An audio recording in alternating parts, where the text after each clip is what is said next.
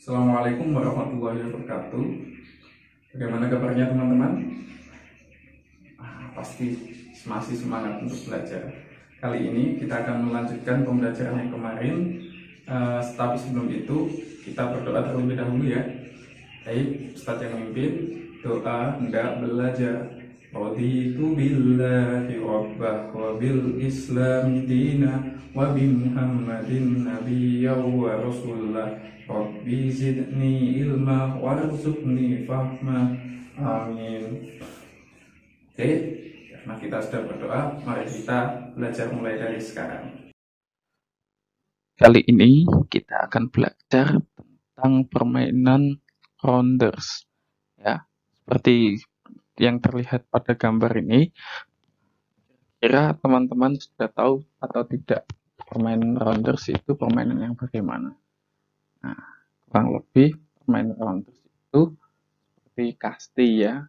Nah, ini definisinya. Rounders itu berasal dari negara Inggris. Ya. Nah, selain itu, permainan rounders ini ya mulai terkenal di Indonesia pada tahun 1950, dikembangkan oleh seorang berkebangsaan Belanda.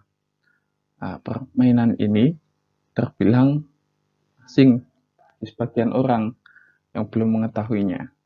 Nah, oleh karenanya, mari kita pelajari lebih detail. Sebelumnya, Ustadz ingin sampaikan terlebih dahulu bahwasanya materi yang Ustadz bawakan kali ini ada sebagian perbedaan dengan buku. Jadi, selain belajar dari sini, teman-teman juga tetap harus melihat di buku ya. Dasar permainan rounders. Nah, di sini hampir sama dengan kasti ya. Nah, itu melempar, menangkap dan memukul. Nah, itu gerakan dasarnya. Ya, itu yang akan kita pelajari nanti. Gerak dasar permainan rounders yang pertama adalah melempar bola. Nah, ini. Yang pertama melempar. Melempar pun dibagi menjadi 3. Melempar bola atas atau melambung bahasanya, atau bola bawah yang menyusur tanah dan mendatar. Nah, ini contoh yang pertama, melempar bola atas atau melambung. Gerakannya dimulai dari lengan, ya. Posisi jari-jari yang benar, ayunan, kemudian dilempar. Nah, bola ini akan melesat. Kemudian, ini lurus menyusur tanah. Lemparan bola mendatar ini, lemparan bolanya mendatar dan cepat, ya, dilakukan mengayunkan tangan dari belakang ke depan dengan sejajar. Nah, ini sejajar. Yang ketiga, adalah melempar bola mendatar ke tanah, bukan dilempar ke tanah ya. Jadi lebih pendek, lebih dekat dengan tanah. Ayunan dari samping ke atas, depan bawah. Ya, ini untuk melabui pemukulnya. Jadi ada 3 teknik yang dapat dipakai. Oke. Di sini yang perlu juga kita pelajari adalah cara menangkap bolanya. Ya, kalau sudah tahu tadi gerakan dasarnya, setelah melempar itu kita akan belajar tentang menangkap. Nah, di mana hal semacam ini menangkap tidak boleh diremehkan, walaupun kelihatan ya. Karena apa? Ini butuh konsentrasi tinggi, teman-teman. Kalau tidak, bisa jadi bola yang datang menuju kita itu bisa mengenai kita, bahkan ya saat kita dengan PD-nya bisa menangkap, akan lepas gitu saja. Nah, jadi yang pertama kita akan pelajari adalah gerakan menangkap bola yang datangnya langsung. Nah, ini lurus, ya, tangan diluruskan ke depan, terus sedikit ditekuk pada pergelangan siku. Sarung tangan atau yang disebut glove menghadap ke arah datangnya bola. Nah, kemudian nih gerakan yang kedua, menangkap bola ya yang melambung datangnya. Nah, harus tangan kita mengarah ke bola ya. Bola ditangkap setinggi atau melebihi kepala biasanya. Nah, Setelah masuk ke groove tangan, sekarang menutup bola tidak terlepas lagi. Nah, ini gerakan terakhir follow drop ya. Atau gerakan yang ketiga, kan tadi di lemparan itu ada lemparan ke atas, mendatar dan bawah. Sama, juga menangkap ada yang dari atas, lurus maupun dari bawah. Nah, ini gerakan yang perlu teman-teman pelajari semuanya. Nah, di sini kaki bisa ditekuk ya, lututnya. Nah, contoh ini. Selanjutnya adalah teknik memukul. Nah, ini merupakan teknik yang paling sulit juga. Kenapa? Karena kita harus menggunakan insting untuk mengira-ngira. Kira-kira bola datang itu bisa dipukul atau tidak. Ayunannya pun harus diperhatikan. Ya, memukul bola itu terdiri atas dua jenis pukulan, yaitu pukulan dengan ayunan atau sebutannya swing, dan pukulan tanpa ayunan, namanya bound.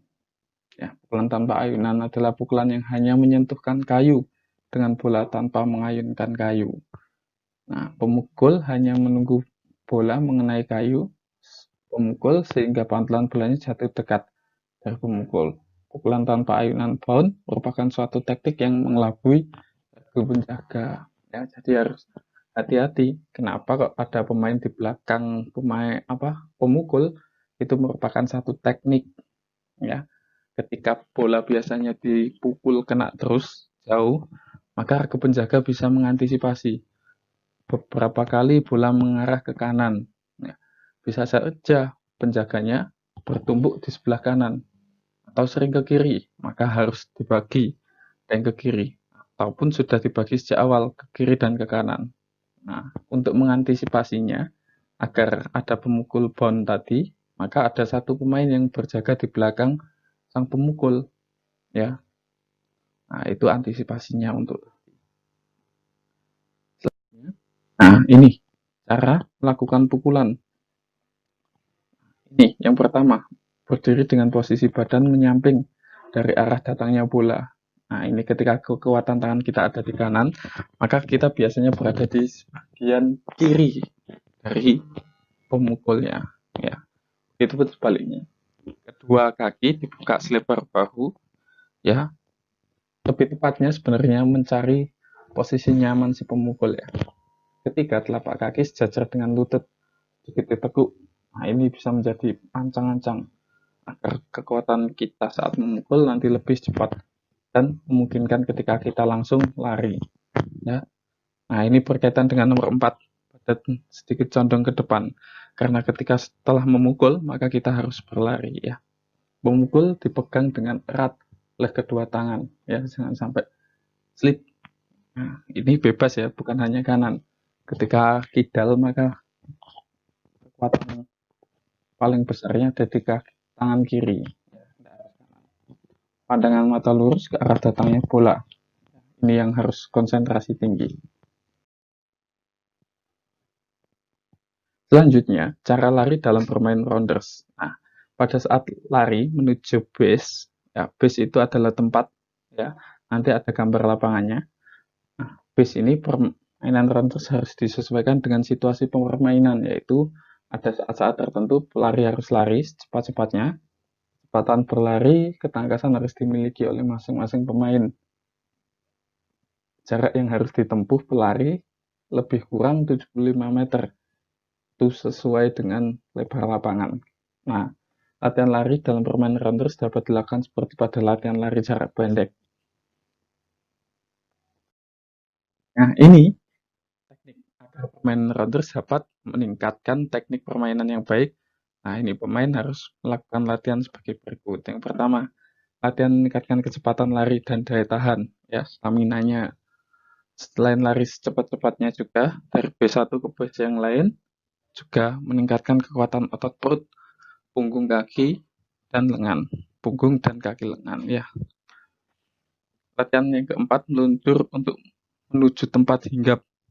Artinya ketika kita hampir dilempar kena bola, apapun harus kita lakukan sebelum kena bola untuk menyentuh base. Termasuk meluncur ini, ya.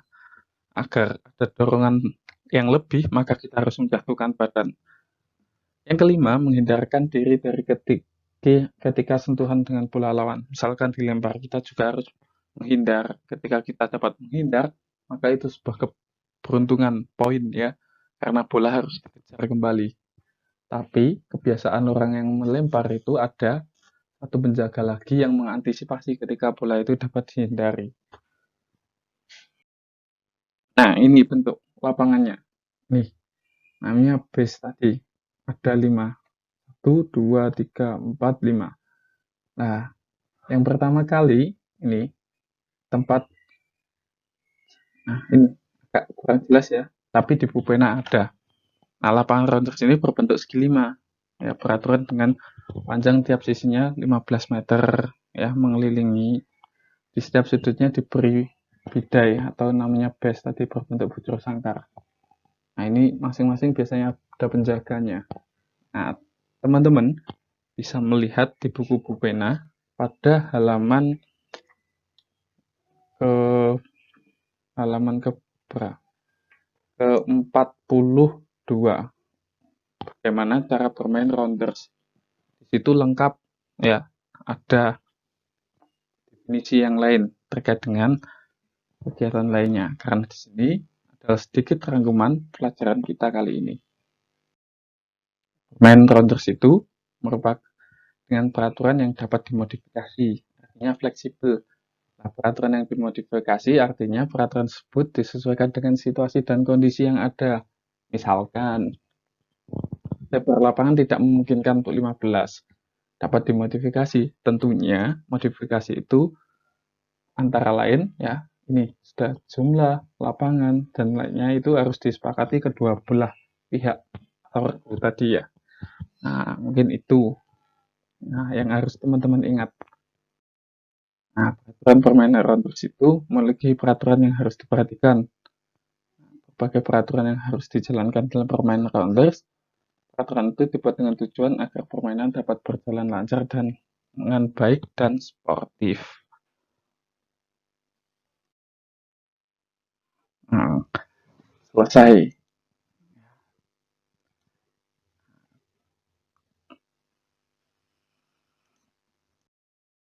Sekian pembelajaran pada kali ini. Silakan teman-teman pelajari juga pembelajaran yang ada di dalam buku pena. Jangan lupa terus belajar, tetap semangat ya, dan jaga kesehatannya. Ustadz akhiri, wassalamualaikum warahmatullahi wabarakatuh.